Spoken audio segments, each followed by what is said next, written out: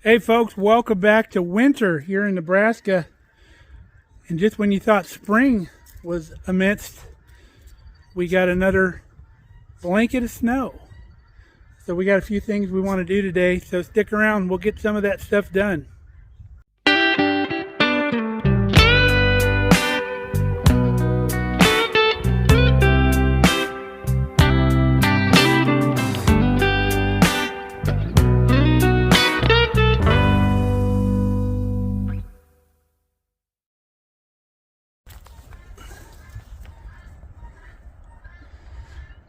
Ruby loves the snow. She'd be an Eskimo dog if she could. Look at these crazy drifts we got here. The wind was blowing like 50, 60 miles an hour. So it blows up these really tall drifts. Look at the backyard here. Went crazy with drifts. The driveway, however, where the wind was blowing across, is pretty much melting off already today. And the road had no drifts on it whatsoever. But we got a big drift in the front yard and these humongous drifts here in the backyard. A little deep, Rubes. There's Brandy showed back up. She's been out hunting.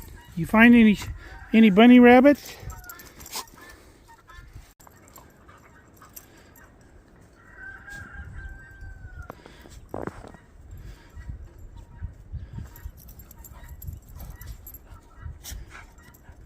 Well, we're going to make our way out here to the shop. So today's the day. We're going to show you, will this hit and miss engine that we've been working on, the John Deere Model E, is it going to run? I put it together right before I left California. I did not have any gas to try to get it to start running. So back now, got a little time. It's a little cold today, so we got to warm up the shop. We'll get the wood heater going in here. And we'll see if this thing's gonna run. I'm as excited as you are to see it. Okay, we got the wood stove burning over there. And here she is in all her glory right here. Isn't she beautiful? Now it's gonna be even more beautiful here in a second because we ordered some bling bling for it. Let's show you what that is. So we got this John Deere magnet keeper. It replaces this strap right here on the magnet. Just two little screws on each side. Going to dress it up real nice, so we'll get that put on.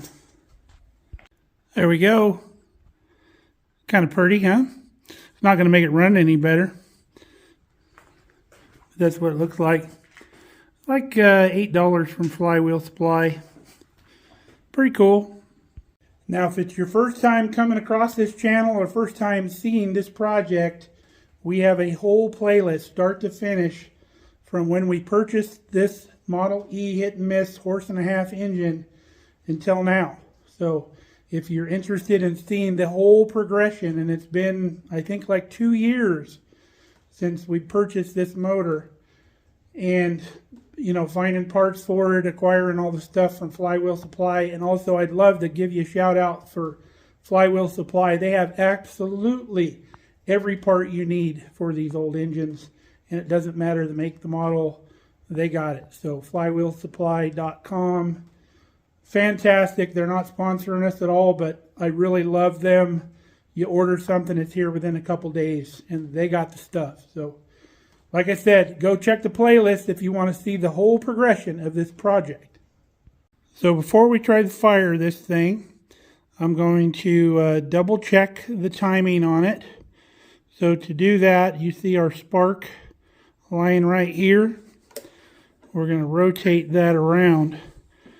And the more I've rotated this thing, the better the compression gets on it because the rings are seating. So we have our spark mark here. And let's see if we're going forward. Yeah, we are. So when that spark line is lined up with this or right above it, we should get this igniter to trip. So perfect. So tripped right where we needed it to. If it doesn't trip where you need it to, you need to move this either closer or further away to get it to trip the igniter. right when it hits or just above when this is lined up. So the next thing I want to check is we're going to put our finger on this little nub right here. And we're going to come around the back of the flywheel with my hand, and we're going to spin again. And when that igniter trips, this little nub should go in. There's a little notch in there while the inner workings of this rotates.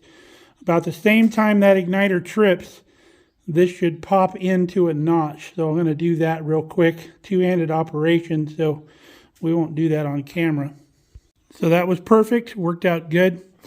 So there's a few oiling points on here where we need to put some oil. One of them is right here on the magneto. Little flip up oil cup right here. We'll put a couple drops in there. And then there's a little oil hole here on top of the igniter. We'll put a drop or two in there. This has already been greased. I greased that. We need to put a couple drops of oil on the valve stem. And then make sure that those go in correctly. They're well lubricated. And then we'll get some gas put in this thing. And the gas goes right here. You'll have to use a funnel if you don't have a good gas can spout. And this takes right around a half a gallon of fuel in here, but we don't need that much. Everything else is pretty much good to go. We put a coolant mixture in here, the pre-mixed stuff. So our coolant's in here. So let's get the gas in there. We'll put a few drops of oil. We'll get ready to give this thing a try.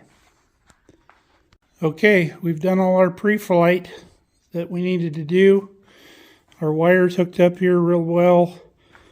We're going to open up our choke valve because we'll probably choke that with our thumb at first. The fuel, I checked with the guys in the hit and miss forum that I belong to. I was worried about ethanol and all that because the instructions say to use regular gas, which we don't have regular gas anymore, but I was wondering if we should use the standard unleaded without the ethanol.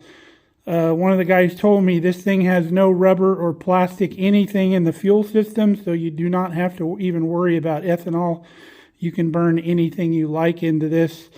A lot of folks said to use white gas because then you're not worried about things gumming up.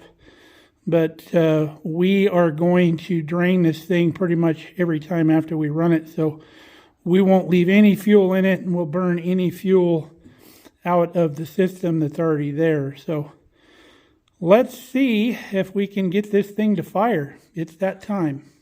So to get this thing to fire, you have your fuel knob right here.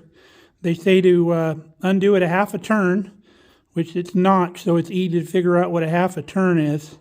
And that opens your fuel line up to come into here. Now the intake stroke of the engine is going to create a vacuum in here when you plug this with your thumb.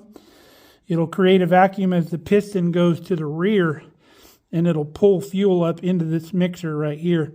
It basically takes the place of a carburetor in a modern engine. This is just a simple version of that. It just takes air in here. It mixes it with the gas that comes through a tiny hole in here, draws it into the head as a vapor, and ignites it at the correct time with the igniter. So, pretty basic operation.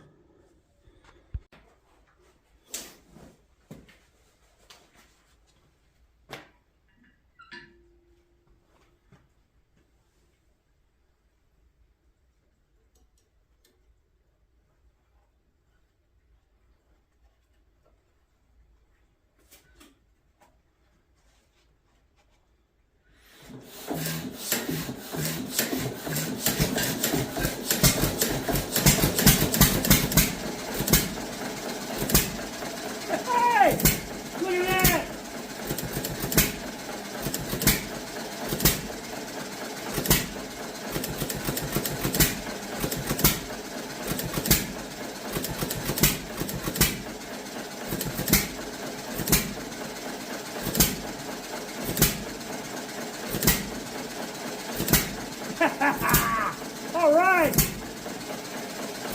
How about that, folks?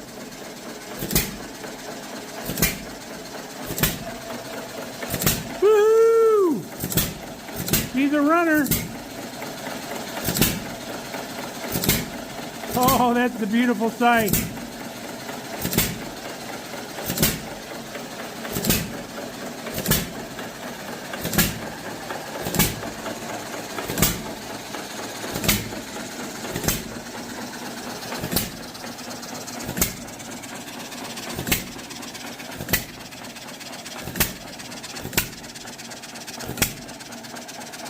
They say to adjust the fuel so you don't see any smoke, lean it out a little bit.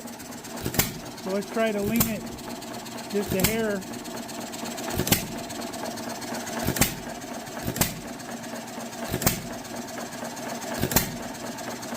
I'm only open half a turn, so I don't want to get it too far shut off.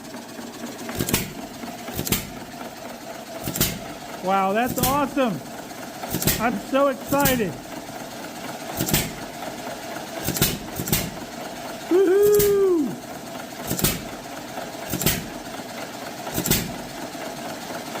I could watch this thing work all day. So if you've never seen a hit and miss run before or know how it works, it's designed to run a certain RPM, and you can speed it up. There's a speed knob back in there. If you tighten the governor a little bit, it'll speed up. But it doesn't need to fire every stroke to maintain the RPM. So as the RPM on the flywheel comes down, it'll trigger it to fire again to keep the RPM up on the flywheel. This is so awesome, folks.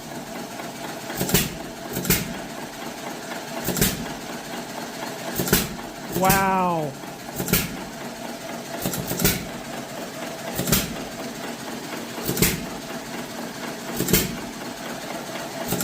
We're going to let this thing run for a little bit, and then we'll shut her down. Oh, all right, we shut her down. All we had to do is turn the fuel off, and it shuts right off. I couldn't be happier, folks. I always tell you guys, I am not a mechanic, and I'm not. I can't work on a modern engine to save your life, or even a small engine like a lawnmower and stuff like that. Carburetors just give me fits, and I always send that stuff out to other people. So I'm so excited that I was able to do this on my own and followed the instructions as close as I could. There's instructions actually on Flywheel Supply. If you go into their documents area, it'll tell you how to put this thing together. There's a very good document in there on about tearing it down and putting it back together. And if you follow it, this is proof in the pudding right here, folks. It will work. And these engines were designed to run. I want to say they're very simple engines, but there's a lot of engineering that went into this thing to make it simple. Back in the day, you needed air, fuel, and spark. That was it. And this engine proves that. We have air, we have fuel, we have spark. Everything's in the right timing, and it'll run, folks. That is so cool. Love these old hit and miss engines. I hope you enjoyed that as much as I did, but I doubt it. Now, next thing here I want to show you is my mailman Danny the other day got a hold of me, and he said he had a cart for our motor. He'd been watching online and saw where we were at with this thing, and he gave me this cart. He had it in one of his storage buildings. It had some wood slats on the top that I peeled off as soon as I got it home. And this cart would bolt up to this as is, but if you remember, we have new timbers that we're going to make. We have some hardwood, so we'll pull these old timbers off of this cart hardware here. We'll straighten out our handle. It's got some bends in it. We'll put our new timbers on here, and then we'll have a cart for our John Deere motor. So we'll probably do a video when we build that cart. Wow, I can't tell you how excited I am that this thing popped off. That is so cool. So now you know what this means. Now that we've got this thing back together and things are coming to an end on this project, we can get back on our cub over there. I'm anxious to get that thing going. We have about 2 to 3 months before that thing needs to be parade ready. So let me get the cover back on our motor here. We have a cover that we throw over it in here. It's kind of nice. It didn't snow inside the shop like it used to. My cousin's husband and son came over and they got on the roof up here of the shop and they've screwed down all of the metal. You used to be able to see daylight out through the roof here in the shop, and when it would snow and the wind was blowing, you could be in here. If you were here on that video, you could see the snowflakes falling in here in the shop because they were blowing up under the ridge cap. And we didn't get any snow in the shop other than what blows in under the door. But when we put our roll-up doors here in the shop, we want to put roll-up doors with a section of windows in them. And that'll solve that problem because we'll fix the seal down on the bottom.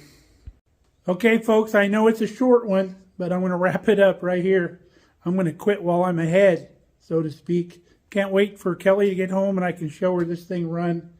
She's probably going to be almost excited as I am. But it's been a super fun project, and thanks for sticking with us through this thing to the end. I know I drug it out a long time, but I told you why. I was procrastinating doing all that paint prep because I just hate doing paint prep. But man, it was worth it. She turned out so hot. Sexy little motor right there. It don't get any sexier than that right there, folks. That's cool. So until next time, folks, come back and see us here on the farm. We love having you guys here. Stay safe, stay healthy. We'll see ya.